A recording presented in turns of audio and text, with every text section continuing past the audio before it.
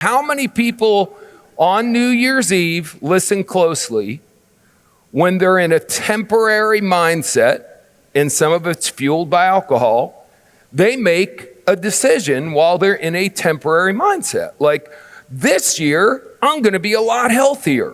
And then they join a gym. How many of you go to a gym on a regular basis? How many of you love the first 2 weeks of January in a gym? It sucks because everyone who made that resolution is in the gym and you can't get on a machine, you can't get near the weight. The good news is in 4 days it's over. Because the people who made a decision in a temporary mindset don't understand what I'm going to try to say to you right now. That mindset's going to be gone. Zig Ziglar, maybe the greatest motivator of all time, said, motivation doesn't last. So some people, of course, pause, go, well, then why should I even bother getting motivated? Zig Ziglar's response was, it's kind of like bathing. So bathing doesn't last. So are you going to tell me you're never going to take a shower? Well, I'm just not going to bathe anymore because it doesn't last. I mean, it's a scam. It means you need to bathe every day. Well, how many of you have a friend who bathes every day, but they haven't bathed their brain since Nixon was president? You gotta, man, it's like the more you immerse yourself. So anyway, motivation doesn't last. That's why most people's New Year's resolutions, not just the ones about being physically fit, the ones I'm talking about are the ones about making more money. So we're still in that time period where it's like a brand new season in a sport.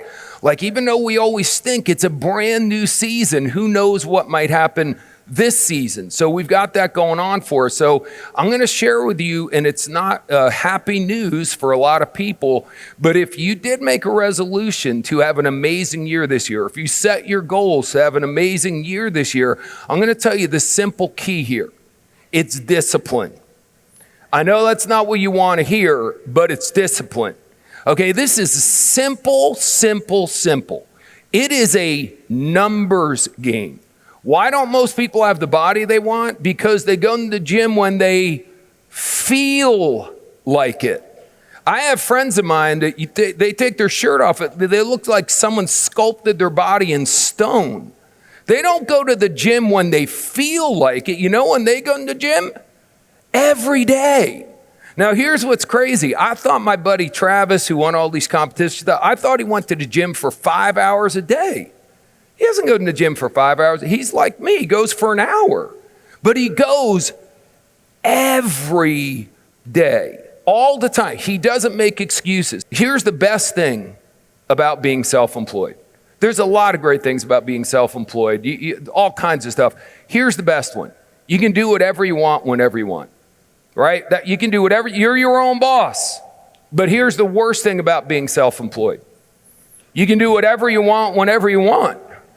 See, what's easy to do is also easy not to do. So let yourself, the next time you know you're supposed to be making a phone call, you know you're supposed to be doing whatever it is you're supposed to be doing, and you don't do it, and you make an excuse to yourself and say, I'll do that tomorrow.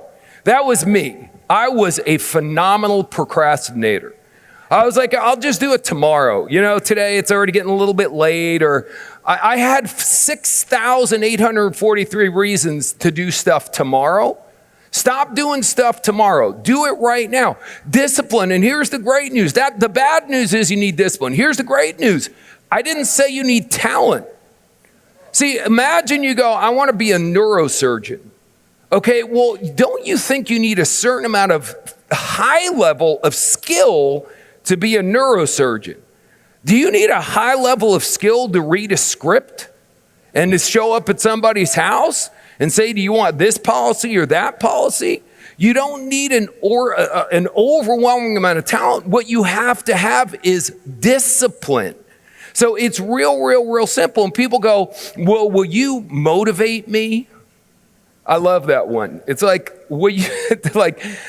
see, what I'm hearing there when you say that to me is like, I'm extremely lazy and not worth your time. My mentor, when I first met him, was making $100,000 a month. The last time I worked with him, and this was 35 years ago was making $4 or $5 million a month. No one need to call him to motivate him. Okay, if you want it, you want it. And I have some friends. I have actually a good friend who's a Navy SEAL. I'm going to have him try to get him to come and talk at one of our events. Because we all know Navy SEALs are badasses, right? But do you know any Navy SEALs or have you read any of the books or have you listened to the podcast about what they actually go through?